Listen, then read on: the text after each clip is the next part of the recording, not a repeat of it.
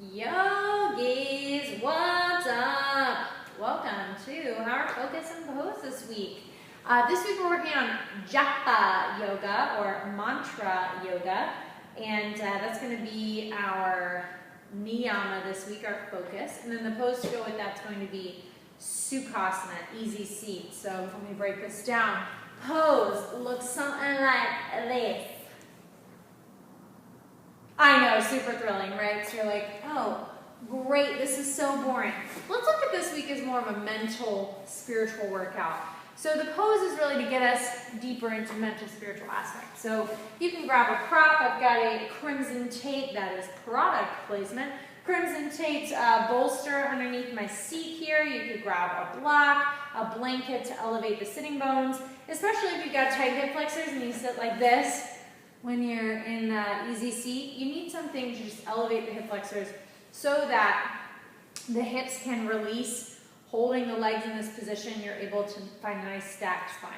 So we're working towards that. If you're finding Sukhasana, you're on a bolster, you're on your prop, and you still are like the hunchback of Notre Dame, you can start by sitting up against a wall, something to prop your spine up just to help you find alignment and support. So we'll start in easy seat pose. I'm going to sit in kneeling for a second here while we talk about the second half, the niyama of Japa yoga or Japa yoga, tomato.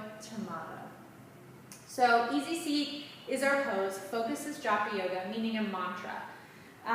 So when we're practicing mantras, there are two ways you can do this. One is the abstract, so something like a sound that doesn't necessarily make a word. Om, for instance, is the sound of the universe or the eternal truth, the eternal consciousness. So Om, Om is the sound.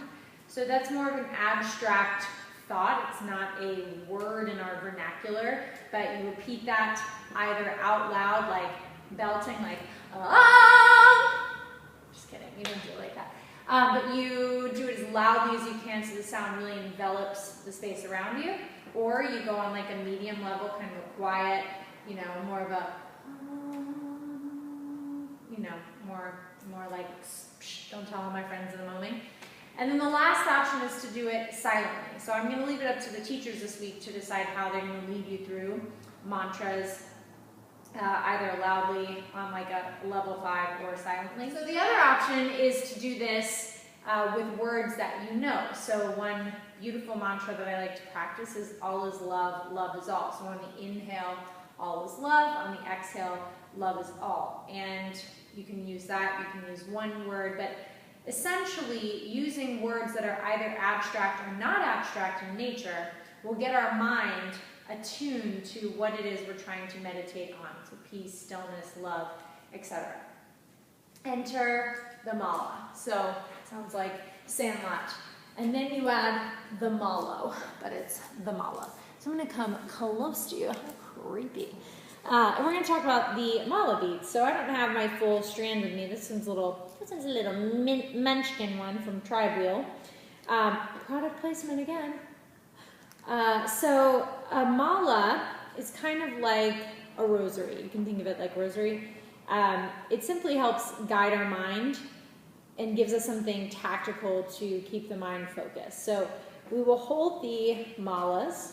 You'll put the malo. If you haven't seen Sandlot, turn this off and go watch it.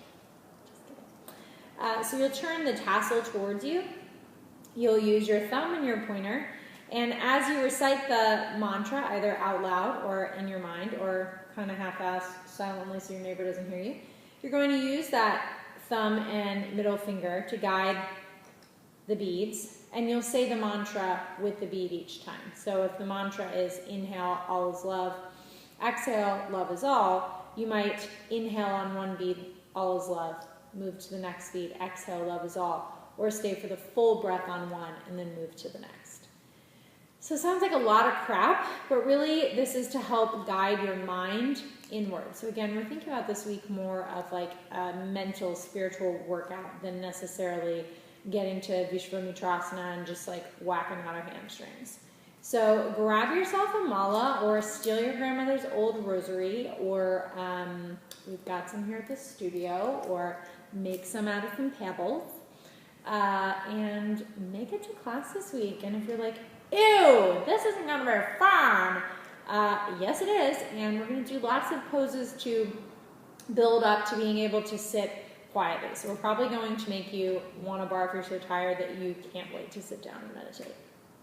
Okay, Japa Yoga, Sukhasana, Mala beads, get in it. Namaste.